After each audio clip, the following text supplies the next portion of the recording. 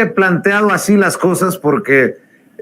son estos personajes los que dicen, ahora Morena gobierna y tiene relación con cárteles. A ver, las cosas no suceden de la noche a la mañana. En el caso de Tamaulipas ya gobierna Morena con Américo Villarreal, en donde gobernó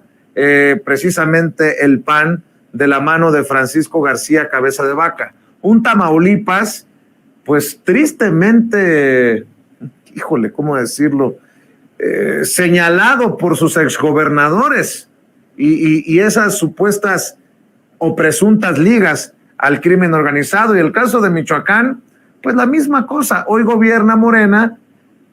a donde escupen los Silvano Aureoles que gobernaron después de que el PRI gobernara también ese estado. En el caso de Chiapas, pues hay que decirlo que hoy Rutilio Escandón gobierna por Morena, pero también se vienen arrastrando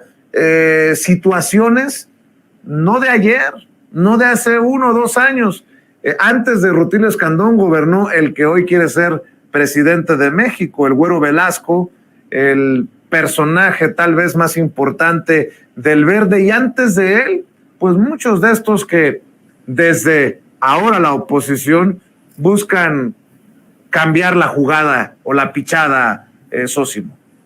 Así es, Vicente. Un caso también similar podríamos citar el de Veracruz. Hay que recordar, pues, atravesado el estado totalmente por cárteles como los Zetas en su momento, como el cártel del Golfo, y que pues tienen ahora estos gobiernos una situación muy complicada. Y esto, por supuesto, sin tampoco restar relevancia a la propia responsabilidad que ahora tienen los gobiernos en los estados. En el caso, por ejemplo, también de Chiapas, por supuesto, que sin restar ningún tipo de responsabilidad ya al propio ejercicio de gobierno de Rutilio Escandón, pues sí, señalar que es una situación muy complicada, muy compleja, y en el caso ya en específico de Chiapas,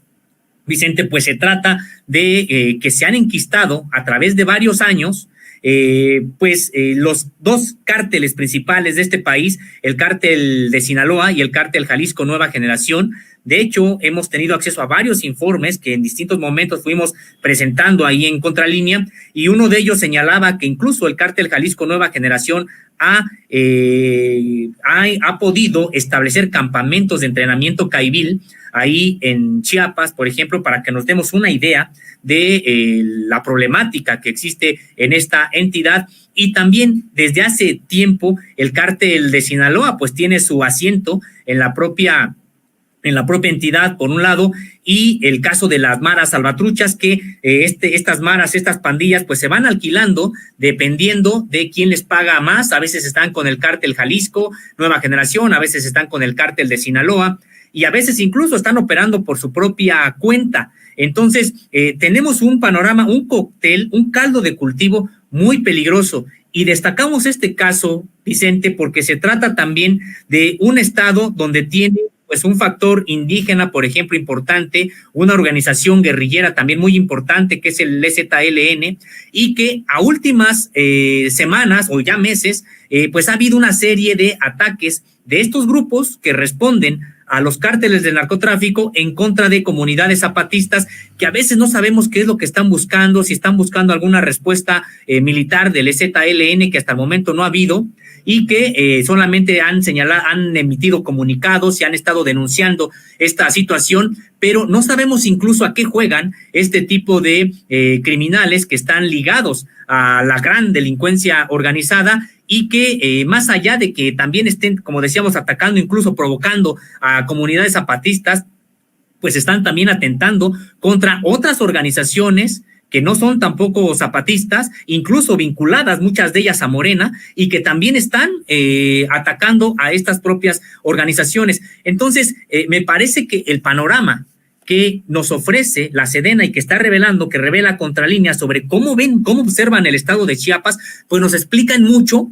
qué es lo que está pasando en estos momentos. Recordarás apenas este secuestro de funcionarios de Chiapas que me parece que ante una actitud importante del propio gobierno federal y de las autoridades locales, los que habían perpetrado este secuestro terminaron por soltarlos, por no aguantaron, digamos, la propia presión, y no me refiero a la cuestión mediática, sino al seguimiento de inteligencia que ya había sobre ellos, y terminaron precisamente por liberar a estos servidores públicos. Entonces, esto nos da una idea, este panorama realmente en focos rojos por varios lados, nos da una idea de esta herencia y de esto que se tiene que combatir. Incluso los propios documentos, Vicente, pues llegan al detalle de los municipios en los que se podría encontrar cada célula de estas organizaciones criminales, su capacidad de fuego, e incluso algunos de los cabecillas, de los que encabezan precisamente, son operadores de estas organizaciones en el propio Estado. Entonces, me parece que el Estado mexicano tiene la información de cómo está el asunto, pero tampoco se puede decretar un estado de sitio y de momento ingresar, etcétera. Es decir, hay quienes a veces preguntan, bueno, si tienen a tal nivel de detalle el asunto, ¿por qué entonces no van y los aprenden? No necesariamente se puede, porque es información que no está judicializada. Es decir, es información de inteligencia a la que hemos tenido acceso, pero finalmente es información de inteligencia que no necesariamente ha pasado por un proceso de judicialización, y tampoco es porque no se quiera, sino porque para eso es otro tipo de información que se tiene que generar para judicializar y entonces obtener órdenes de aprehensión, abrir expedientes, etcétera. En este momento, lo que nosotros hemos tenido acceso es a información de inteligencia militar en la que da cuenta de cómo está el panorama ahí.